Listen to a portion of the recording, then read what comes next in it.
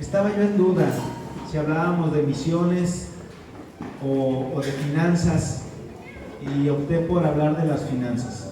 El día de hoy empezamos con el curso Libertad Financiera, y pues de misiones también vamos a seguir hablando, pero por lo pronto el día de hoy vamos a hablar un poquito acerca de finanzas. Voy a tratar de ser breve, ya es tarde, pero ha sido bien disfrutado el tiempo, ¿no? Amén. ¿O alguien ya se quiere ir? No. Bueno, pues el que se quiera ir, pues que le vaya bien. Se puede ir, ¿verdad? No queremos que nadie se vaya y que todos reciban palabra del Señor. Así que vamos a hacer una oración. Padre, te doy gracias por este tiempo. Hemos disfrutado adorarte. Hemos disfrutado este tiempo en el cual también nos gozamos viendo el trabajo que se hizo en este campo misionero, y estamos contentos, Señor. Te damos gracias por tantas bendiciones recibidas ya en esta hora, y todavía falta la palabra. Te pido, Señor, que esta palabra sea de impacto para todos aquí presentes, sea una gran bendición, y que sea sobre todo una enseñanza práctica, una enseñanza que pongamos por obra. No queremos ser solamente oidores olvidadizos, queremos ser oidores que hagan tu palabra.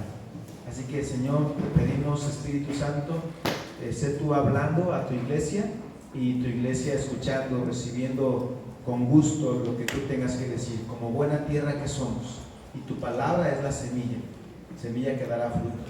En el nombre de Jesús, amén. El mayordomo infiel.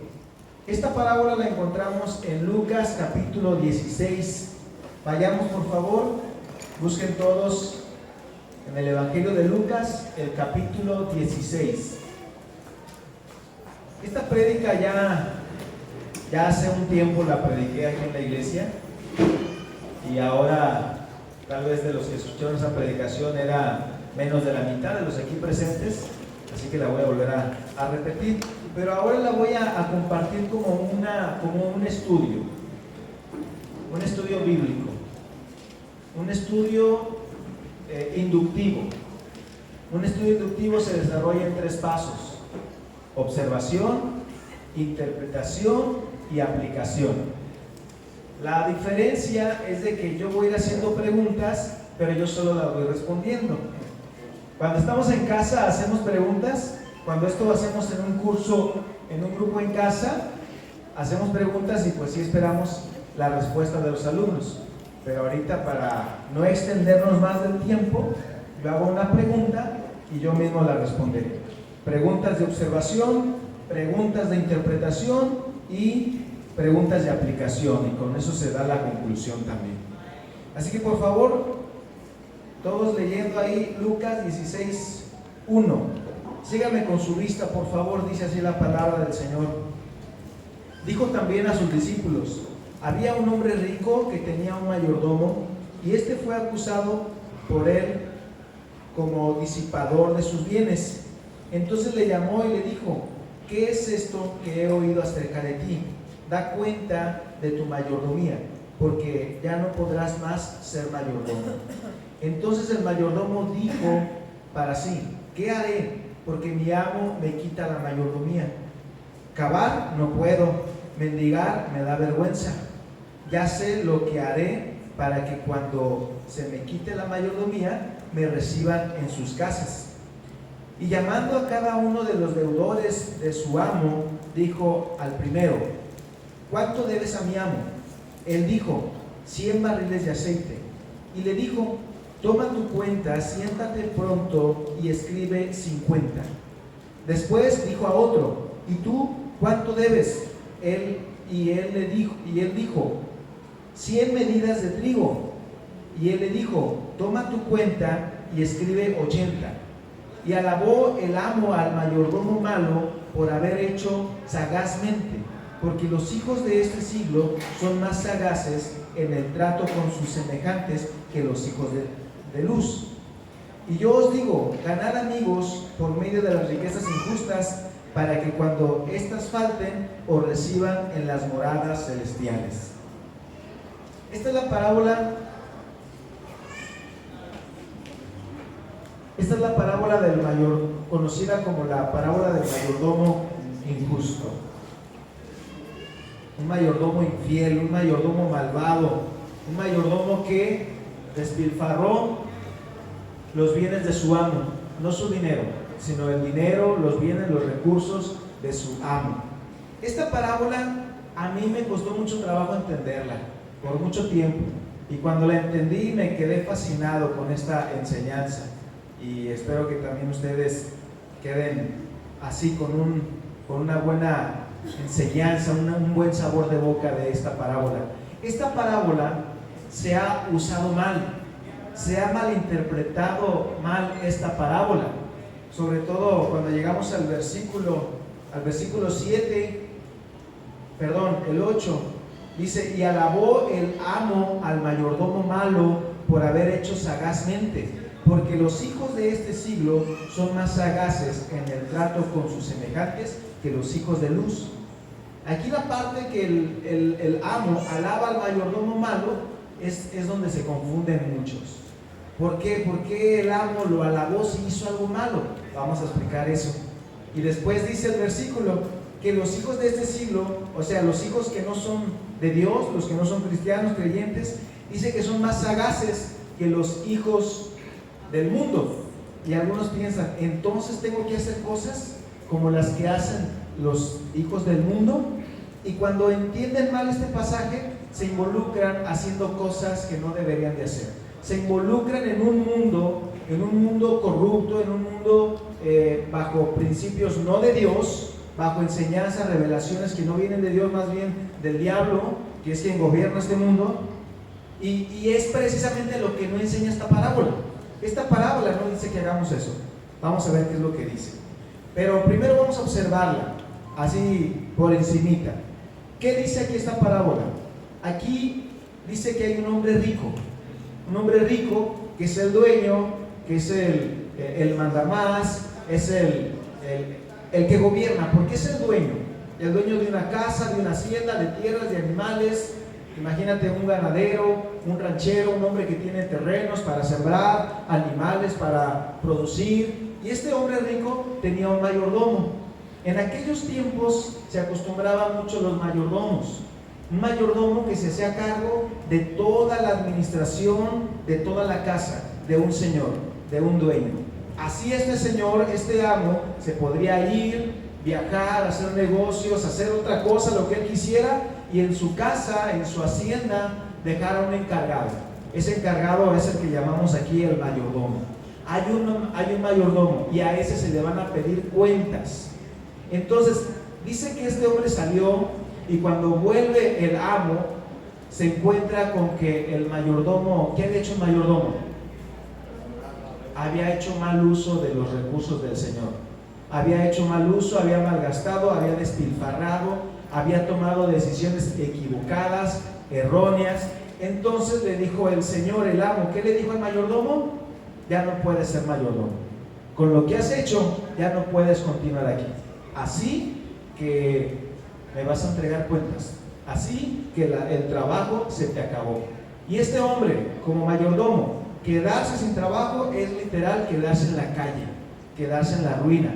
No importaba que momentos atrás era el mayordomo, y como mayordomo haz de cuenta que era el dueño, que era él, y más si se iba el dueño, el señor, el dueño de la casa, y él se quedaba en casa. Es como si él se hubiera quedado como el padre de familia. Él tenía todo bajo su control, él tenía autoridad sobre todo. Entonces le dice el verdadero dueño, le dice, pues ya no vas a poder ser mayordomo porque no has hecho buen manejo de los recursos, de las finanzas que son mías. Y el hombre dice algo, pregunta para sí mismo. ¿Qué preguntó? ¿Qué hago? ¿Qué voy a hacer? Porque mi amo, mi señor, me va a quitar la mayordomía y no tengo nada. Ese hombre no tenía nada. Así él hubiera invertido, él hubiera trabajado, todo lo que hubiera hecho no era para él. Si lo hubiera hecho bien, no era para él, era para el dueño, para el amo, para el señor, porque él es solamente mayordomo. Por cierto, es lo que somos nosotros, hermanos, o es lo que debemos de ser mayordomos. Dios pone tantas cosas a tu disposición, Dios te entrega tantas cosas en tus manos, y no es para que te sientas dueño y hagas de él lo que quieras, sino que estés consciente que un día vas a entregar cuentas al Señor. Amén. Eso es lo que somos. Y cuando entiendes que eres un mayordomo, que eres un siervo y vas a entregarle cuentas al Señor, entonces cuidas muy bien de todo lo que el Señor ha puesto en tus manos, desde tu familia, tus hijos, tu esposa, para los que somos padres de familia, igual de tus finanzas, tus bienes materiales. Un día entregaremos cuentas. Y otro pasaje nos dice la palabra: procura con diligencia presentarte a Dios aprobado, como un obrero que no tiene de qué avergonzarse. Esa palabra la podemos aplicar para cualquier cristiano, y que un cristiano se vea así, como un mayordomo, como un siervo, como alguien que va a rendir cuentas un día.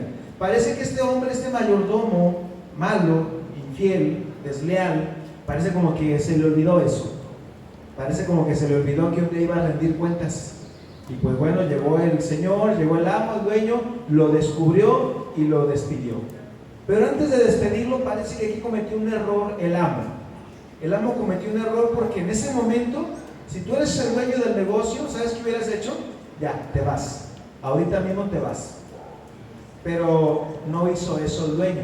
Lo dejó, eso le dio oportunidad. Sí le dijo, ya se te acabó la mayordomía. Pero parece que le dio un espacio, un tiempo, para que ese hombre siguiera haciendo mal uso de los recursos de su señor. Entonces ahí está preocupado, pensando, ¿qué hago? ¿Qué tengo que hacer? ¿Y cuál fue el plan que se le ocurrió? Pues como todavía soy el mayordomo, ya me dijo que me va a renunciar, me va a despedir, pero ahorita todavía soy mayordomo, o al menos toda esta gente que sirve para mi señor, para mi amo, o aquellos que le deben, ellos me siguen viendo como mayordomo. Así que voy a ir y voy a hacer cuentas con ellos. ¿De qué manera hizo cuentas? A ver, ¿tú cuánto debes? A ver, tú, Leo, ¿cuánto le debes a mi señor? No, pues 100 barriles de aceite, 100 medidas de aceite. Eso era muchísimo. ¿Y tú, Lupita, cuánto le debes a mi señor? No, pues yo le debo 100 medidas de trigo. Eso era mucho más todavía. 100 medidas o ¿cómo dice? Respecto al aceite, barriles. 100 barriles de aceite equivalía aproximadamente como a 1000 denarios. Y las medidas de trigo, ¿si era trigo? ¿Si es trigo o grano? Las medidas de trigo valían aproximadamente 2.800 denarios, más caro todavía que el aceite. Los dos importantes, los dos valiosos, pero se preguntarán por qué a uno se lo cobró por mitad y al otro no tanto. Porque si tú me debes 100, tú anota ahí que debes solamente 50 medidas de aceite, y tú, si debes 100 de trigo, apúntale que 80. ¿Por qué 80? ¿Por qué 50? Porque acá era más dinero, más inversión. ¿Sí se entiende? ¿Se explica? ¿Sí me explico bien?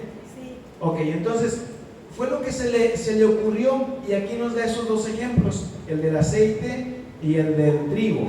Pero bien pudieron haber sido más personas que les llamó. A ver, ¿cuánto debes? ¿Y cuánto debes tú, Alejandro? ¿Y cuánto debes tú, Dulce? ¿Y cuánto debes tú, Débora?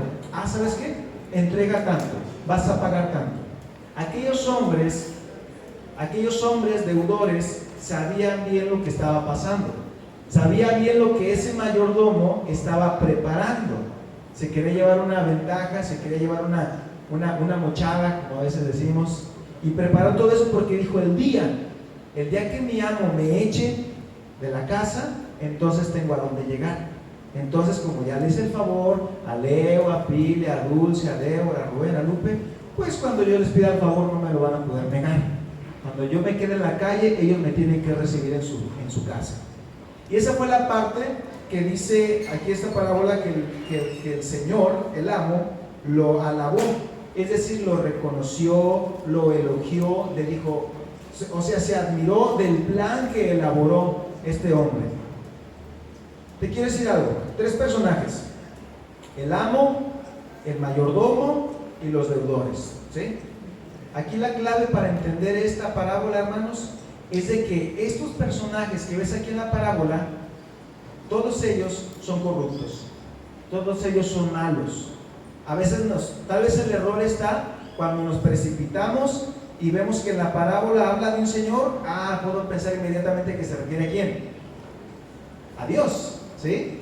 Que habla de un padre de familia. Pues Dios, en este caso no representa a Dios. En este caso está hablando de otro hombre cualquiera, de un hombre cualquiera. Y este hombre, el dueño, era un hombre malo. Por eso alabó el fraude de su mayordomo. Por eso lo elogió. Es como si vieras tú entre delincuentes, entre ladrones, entre estafadores. Ves que alguien hizo una buena estrategia para robar, para lucrar, para engañar, para estafar, y otro podrá decir: wow, mira qué bien te salió el plan, ¿sí? Y la verdad que hay unos planes de algunos delincuentes que son sorprendentes, las cosas que hacen. Pero uno dirá: mira, si usaran la inteligencia para cosas buenas, ¿verdad? Pero entre los malvados dirán: no, mis respetos, eres un máster, a ver si un día soy como tú, y quieren aprender eso. Por eso este hombre, el dueño, alabó a este mayordomo que había obrado mal. Fue inteligente, pero para hacer algo deshonesto, para seguir robando, para seguir lucrando. Entonces el amo es perverso, es corrupto. El mayordomo, pues definitivamente es el principal corrupto de aquí, de esta historia, ¿verdad? Y los deudores también, o ellos no. ¿Me ayudan con este que me distrae? ¿Cómo eran los deudores? ¿Honestos? Todos los que aparecen aquí en esta escena, todos son deshonestos, porque los deudores sabían lo que estaba haciendo el mayordomo malvado, infiel. Sabían lo que estaba haciendo, pero ellos contentos porque se estaban viendo con recompensas, beneficiados de la corrupción del mayordomo. Así que le dijo el mayordomo: rápido, anótale aquí que tú debes tanto. Y como el mayordomo tenía los papeles, los documentos, los sellos, todo lo que se requería, así que el papelito viejito lo rompemos y hay un nuevo documento. Hay nuevas letras, y aquí dices que debes 50 cuando en realidad eran 100. ¿Entendieron todos ese plan? Toda esa artimaña la entendieron todos. Así que todos aquí en esta historia son corruptos. Vuelvo al versículo 8. Y alabó el amo al mayordomo malo por haber hecho sagazmente. ¿Hizo sagazmente? Sí, fue sagaz lo que él hizo. Y luego dice: porque los hijos de este siglo son los que se refiere a los hijos que no son de Dios, los que no son creyentes, los que no han nacido de nuevo. Los hijos de este siglo son más sagaces en el trato con sus semejantes que los hijos de la luz. Los hijos de la luz, hablamos de nosotros, de la iglesia. Y dice: los del mundo son más sagaces que los hijos de Dios. Sagaz, ¿qué entiendes por la palabra sagaz? Astuto. ¿Qué más? ¿Cómo? Inteligente. Mentiroso. Tramposo también, pero vamos hablando de cualidades, virtudes buenas, que sean sinónimos buenos de sagacidad. Inteligente. ¿Qué más dijeron? Estratégico, estratega. Aquí yo anoté algo. Yo le puse astucia, inteligencia, sabio, ingenioso, creativo. Este hombre se le ingenió. Este hombre fue creativo. A mí una vez me definieron la astucia, porque la serpiente fue astuta, dice la Biblia. Y la astucia es para beneficio personal, no es para ayudar a nadie, es para provecho propio. Así es. Este hombre usó de esa tenacidad para un beneficio solamente personal. Bueno, entonces este hombre así fue, y el Señor Jesús dice que así son los hijos de este mundo, que son más sagaces que los hijos de Dios. Esa parte puede ser complicada, es donde se pueden revolver algunas cosas, pero voy a seguir leyendo para explicarte más este asunto. Versículo 9, fíjate, dice: yo os digo, ganad amigos por medio de las riquezas injustas, para que cuando éstas falten, os reciban en las moradas eternas. El Señor Jesús platicó esta historia, esta parábola, esta ilustración, y fue precisamente para eso, para ilustrarnos cómo hace el mundo, cómo este hombre tramposo elaboró un plan y le fue bien, le resultó bien, porque estaba pensando en su vida terrenal, temporal, y pues después de que lo despidieron, iba a haber algunos amigos que lo iban a recibir. Y dice el Señor Jesús: Imagínense que eso lo aplicaran entre los hijos de luz, entre mis hijos, mi iglesia, que mi iglesia fuera igual de astuta. La gente del mundo va a querer usar sus estrategias, su audacia para tener riquezas, para que les vaya bien aquí en este mundo y tener un buen futuro, terminar bien en esta vida, un buen retiro de descanso. Pero hasta ahí habrá llegado ese plan. El Señor nos dice, apliquemos lo mismo, pero para que ustedes aseguren su futuro eterno. Amén. Porque aquí dice al final del versículo 9, para que cuando os falten, es decir, cuando falte todo lo material, lo terrenal, dice, os reciban en las moradas eternas. Este hombre malvado elaboró un plan para seguir con vida, pero ¿cuánto tiempo iba a seguir con vida? Parece que este hombre mayordomo ya era avanzado de años, porque él dice, trabajar no puedo, ¿se acuerdan? Ya trabajar ya no puedo, o sea, ya no puedo hacer trabajo, esfuerzo físico, o estaba enfermo, o más bien yo me lo quiero imaginar que ya era pasadito de años, ¿sí? Y ya no podía trabajar, ya era un adulto mayor, ¿verdad, Pili? A veces me da miedo si me equivoco, si no me echa una mirada. Ya era un adulto mayor este hombre, y dice, pedir dinero, no me da vergüenza. Imagínense, el hombre que era el jefe ahí, el segundo, cuando se iba el dueño, el señor, el amo, pues ¿quién se quedaba ahí? Me manda más. Era él el mayordomo. ¿Y cómo iba a estar ese hombre ahora pidiendo limosnas? No, pues no puedo hacer eso. ¿Qué haré? Es cuando se le ocurre este plan. Un buen plan, pero un plan que le iba, o sea, un plan bueno en cuanto a su meta, su objetivo, le salió bien, lo logró, tuvo éxito en ese plan. Que sea malo, que sea moral o inmoral, eso es aparte, ¿no? Pero viendo nada más lo del plan, fue una buena idea. Pero por mejor idea que haya sido, ¿cuánto le iba a durar ese plan? Y si hablamos de que ya era un hombre ya adulto, pues un par de años, unos cuantos años, y se iba a morir. ¿Y qué iba a pasar con su alma? Dice el Señor en otra historia, ¿de qué le sirve al hombre ganar el mundo entero si al final de todo su alma se pierde? Así que ese hombre elaboró un plan y pues le fue bien, mientras fue mayordomo, bien en el asunto de que fue abusivo y digamos que disfrutó de los bienes materiales aunque no fueran de él. Y después de eso elaboró un plan y pues pudo solucionar el problema, aunque lo fueran a echar a la cárcel, él solucionó el problema. Y dice el Señor, así como los hijos del mundo son sagaces, también nosotros debemos de ser sagaces, pero no para invertir en el mundo, no para hacer cosas que hizo este hombre. Es ahí donde algunos se confunden. ¿Y cómo le hacemos? Aquí Dios nos está enseñando a que inviertamos, pero en el reino de Dios, en las moradas que son eternas.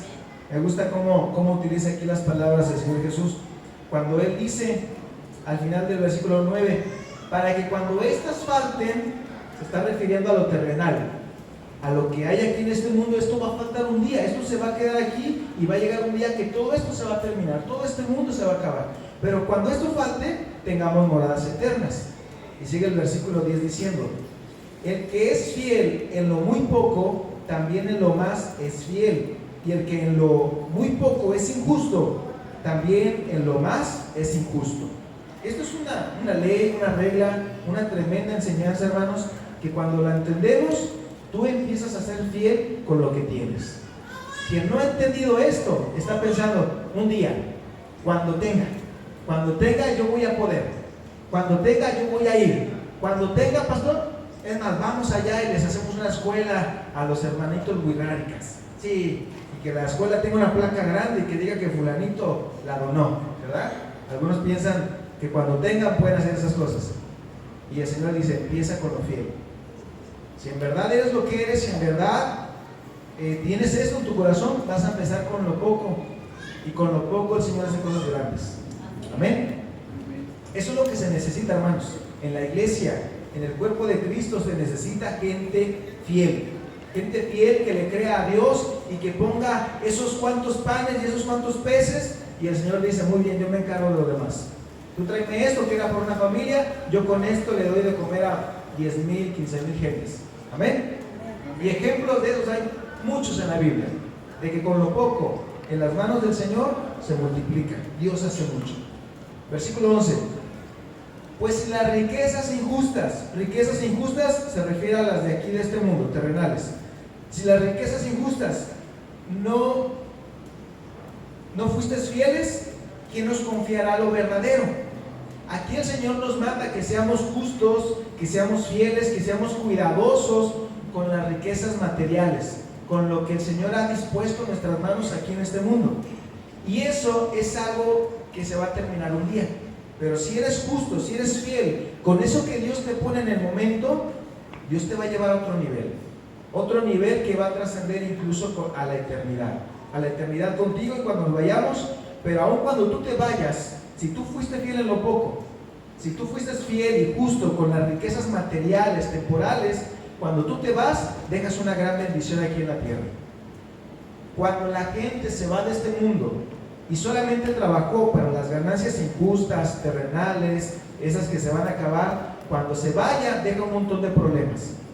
Pero si tú fuiste un hombre fiel, que amó al Señor, que enseñó principios, valores a sus hijos, y también les dejas bienes materiales, esos bienes materiales que tú les heredes a tus hijos fieles, verdaderos cristianos, van a multiplicar lo que tú les hayas heredado.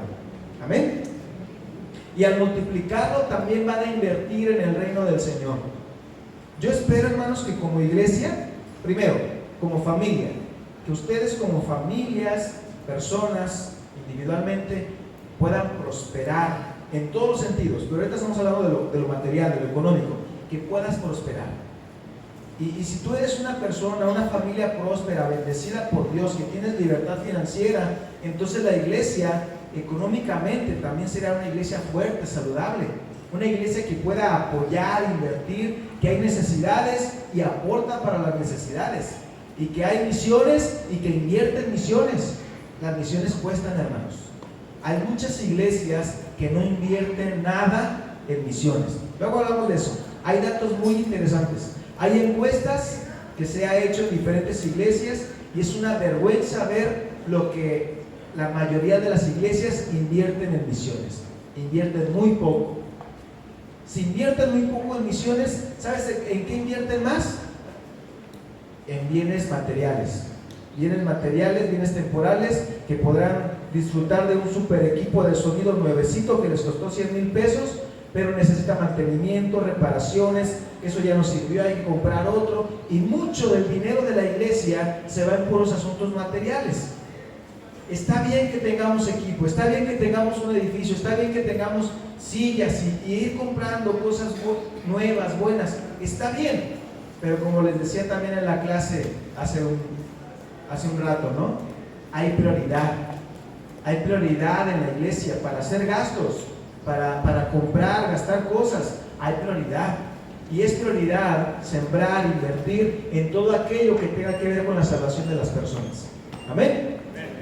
Entonces, que la iglesia tenga un buen soporte económico para que cuando hablamos de misiones, cuando hablamos de evangelismo, hay recursos financieros. Que vamos a estar yendo a la sierra, necesitamos una camioneta, un vehículo, un montón de cosas que se van a ocupar, hermanos. Y que haya en la tesorería de la iglesia para eso y para otras cosas también. Pero que seamos una iglesia que siembre, que invierta en misiones.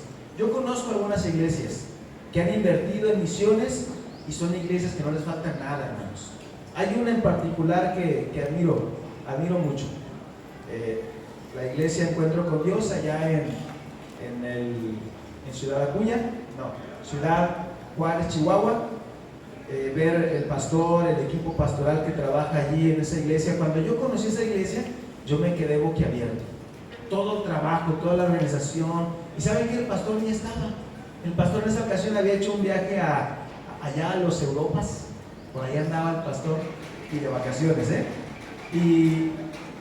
y aprendiendo, fue a Jerusalén y muy interesante. Dije, Dios permite que un día vayamos a hacer un viaje algo así también.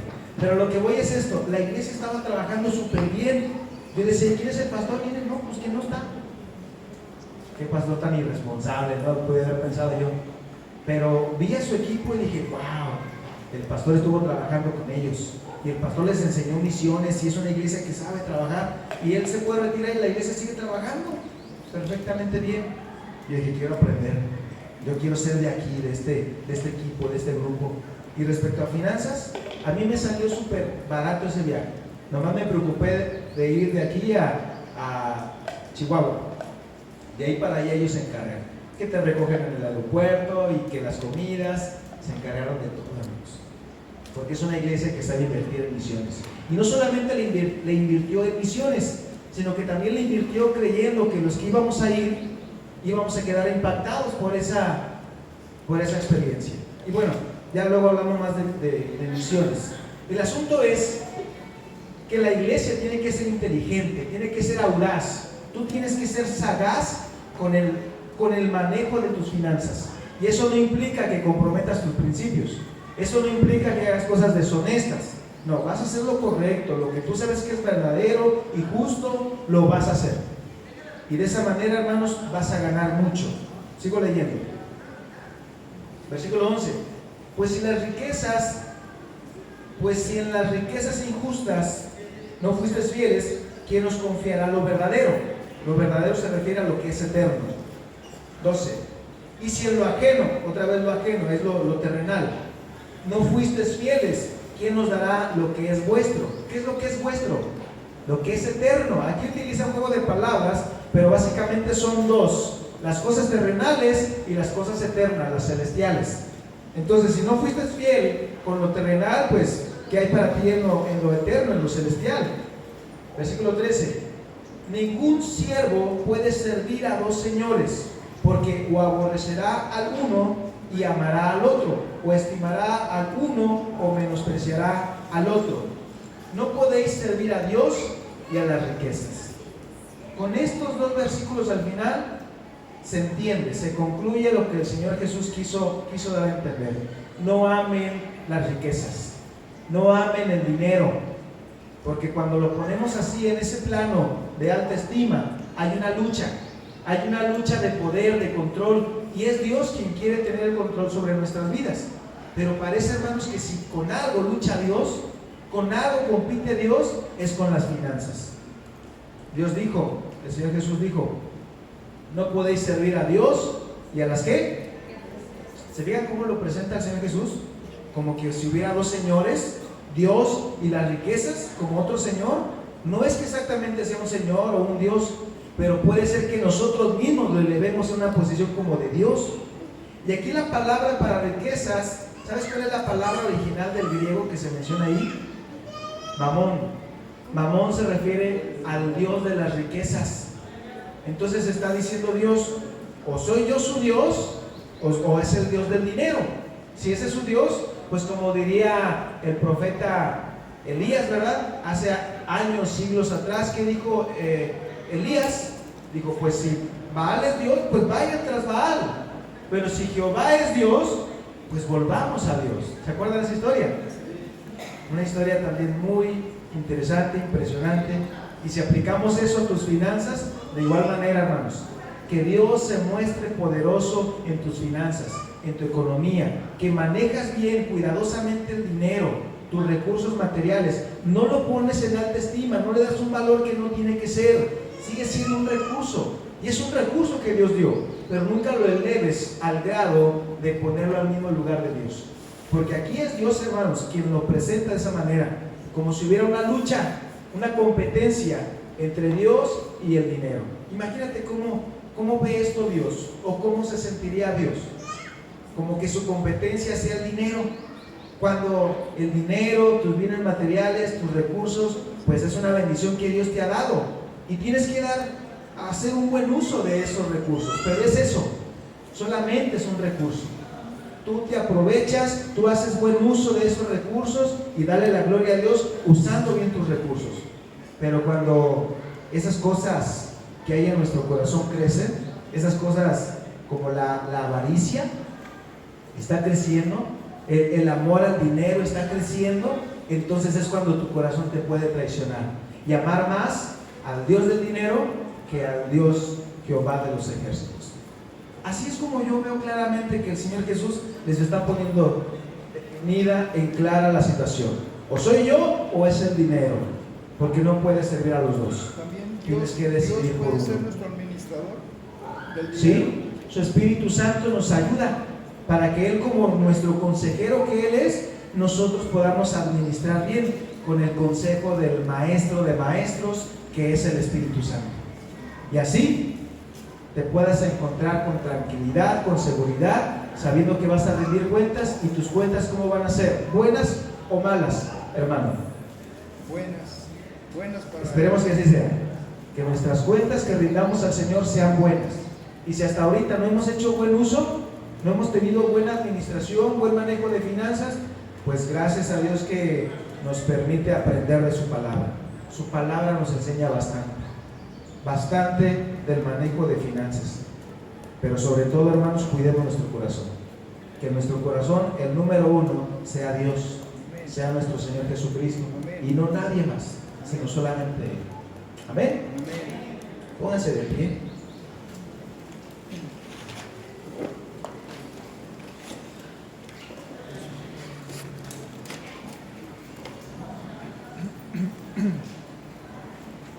Invierte en el reino de los cielos. Amén. Y que tus mejores amigos sean en la iglesia. Así como aquel mayordomo tenía amigos, pues ¿quiénes eran sus amigos? Otros corruptos igual que él, otros malvados igual que él. Pero cuando nosotros en la iglesia tenemos buenos amigos, que sea gente fiel a Dios, que ame a Dios, que tema a Dios. Amén. Que ellos sean tus amigos, ¿sí? Y qué bendición un día ser llamados amigos de Dios. ¿Te gustaría eso? Porque el amigo que te va a dar entrada a esas puertas abiertas a las moradas eternas se llama Jesucristo. Amén. Amén. Eso fue lo que quiso decir Jesús. Si el hombre corrupto buscó a sus amigos para que le reciban en su casa cuando fuera echado, pues búsquenme a mí. Yo soy el amigo que les va a abrir las puertas eternas. Amén. Amén. Padre, te damos gracias, Señor, por tu palabra. Gracias porque tú nos enseñas bastante a hacer un buen manejo de las finanzas. Y más que manejar bien las finanzas, nos enseñas, Señor, a cuidar nuestro corazón. Y en esta hora decidimos que tú eres el primer lugar en nuestra vida. Que tú no tienes por qué competir con otro Dios. A veces como cristianos decimos, pues yo no tengo otros dioses, yo nada más tengo a Jehová, Yahvé, Jireh. Tú eres mi Dios. Pero a veces en la práctica, hermano, ¿sabes qué pasa? A veces en la práctica eso no aparece. A veces cuando se manifiestan esos problemas económicos, no parece que Jehová sea tu proveedor. Tú examina tu vida, hermano. Si crees que tienes que pedir perdón a Dios, si tú crees que tienes que aprender más de su palabra, principios financieros, administrativos, pues dile, Señor Dios, enséñame porque no he hecho buen manejo de tus recursos, porque todo es tuyo. Tú eres el dueño de todo, del oro, de la plata. Tú eres el creador de todo lo que existe. Así que solo hay un dueño, solo hay un Señor, y ese eres tú. Y nosotros, Señor, solamente nos vemos como lo que somos. Somos administradores, somos mayordomos, somos siervos, y tú eres el Señor, el dueño de todo lo que existe. Dios, permítenos presentarnos un día delante de ti aprobados, presentarnos delante de ti, Señor, y escuchar esas palabras: bien, buen siervo fiel, en lo poco fuiste fiel, en lo mucho te pondré, entra al gozo de tu Señor. Queremos, Señor, escuchar esas palabras, y para que eso sea una realidad en aquel día, necesitamos ser diligentes ahora. Ayúdanos, Dios, a ser diligentes. Ayúdanos, Señor, a ser valientes y esforzados, hombres, mujeres que se llenan de tu palabra, que tienen hambre y sed de ti, que sean humildes para recibir la instrucción, la enseñanza y poder corregir nuestro caminar. Enséñanos, Señor, queremos caminar bien, queremos ser íntegros en todas las áreas de nuestra vida, no solo en lo financiero, sino en todo. Queremos ser completos, hombres y mujeres completos, que podamos dar un buen testimonio para con los de afuera. Y sobre todo, Señor, que tú seas glorificado a través de nuestras vidas, Padre. Glorifícate, exáltate. A ti sea la gloria por los siglos,